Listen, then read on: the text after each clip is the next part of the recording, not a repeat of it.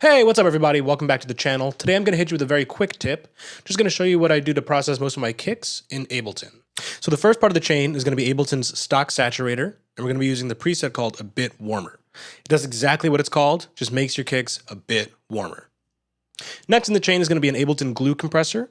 I prefer this to the Ableton stock compressor because this is made by Cytomic. It's actually Cytomic's The Glue, which is modeled after the SSL-G bus compressor. And the last in our chain is going to be an EQ8. Again, just stock Ableton EQ, just to do some gain staging as well as some makeup EQ moves.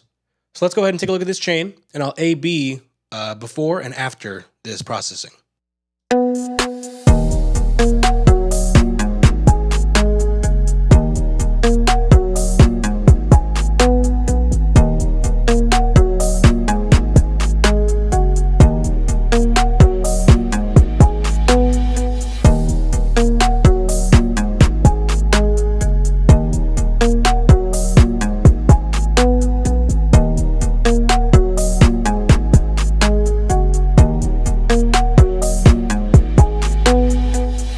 So we're really not doing much, right? What we're really doing is just adding harmonics, which we're getting from our saturator, and then we're also adding a little bit of punch, which we're getting from our glue compressor. Let's go ahead and dive in. I'll show you exactly how I dial in these kinds of settings. Let's go ahead and turn off each one of these one by one. And I'll just start from scratch.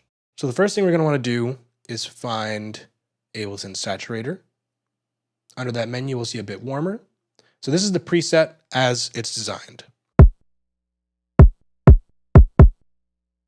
It's really adding a lot of saturation and harmonics.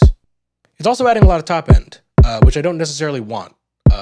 There's also some kind of mid-rangey harmonic that's getting boosted. A lot of this sound is going on. Not really what I want in my kick. I really want a boomy, but also saturated and harmonically rich kick. So what I do is I normally adjust the color setting. You can see that it's actually disabled in the preset. We're going to go ahead and enable that. Normally, all I have to adjust is this bass. So bass actually determines how much the saturator will be reduced or increased by very low frequencies. So right now, with a high bass, you get kind of like a hardstyle-y saturation effect. Again, not what I want. But by lowering the bass, we're reducing how much the saturator is going to react to the sub-frequencies of our bass.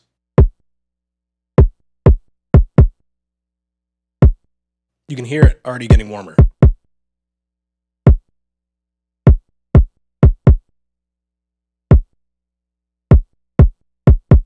Let's A/B that.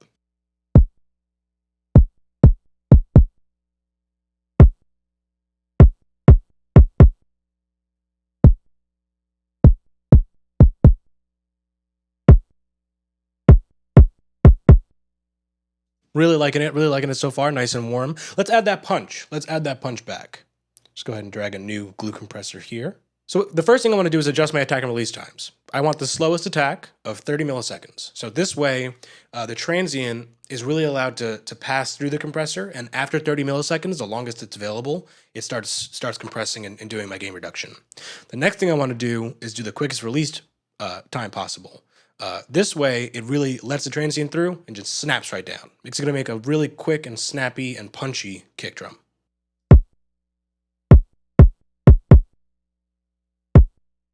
Just to adjust my threshold, I normally do anywhere between 2.5 and 4 dBs based on, the kick drum and how it's reacting.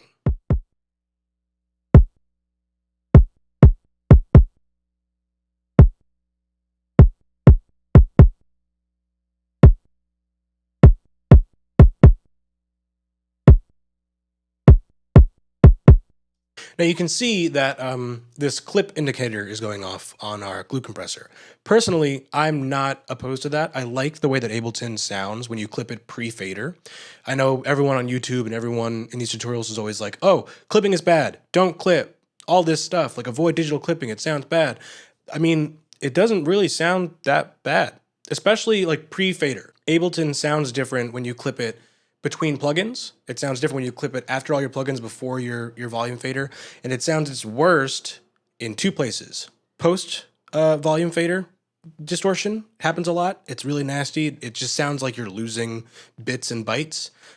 And on your master fader, that kind of clipping also sounds just really bad. But pre-fader, I kind of like, especially in between plugins. You know, you can really learn how to use this distortion to your advantage to create, you know, odd harmonics and stuff like that. But I don't like the amount of, still don't like the amount of high end that I'm getting.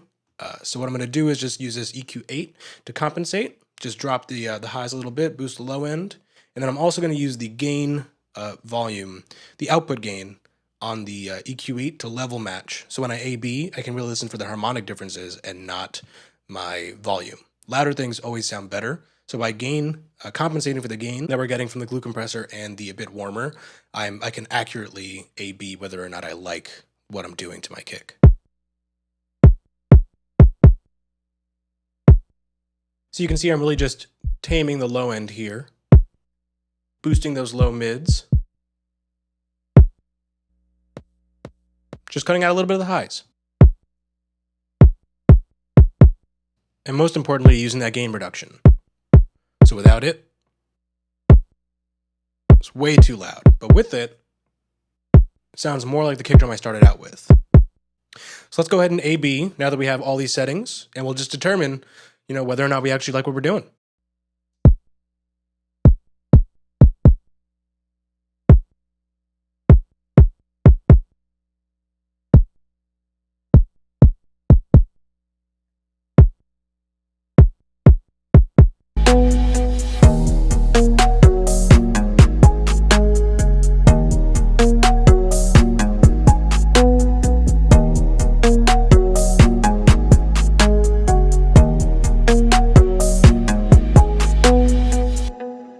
I think it sounds great. It's more harmonically rich, a little more punchy, and it really stands out against my bass and other elements in the low mids. Hope you guys learned something. Hope you guys enjoyed. Stay tuned for more quick tips.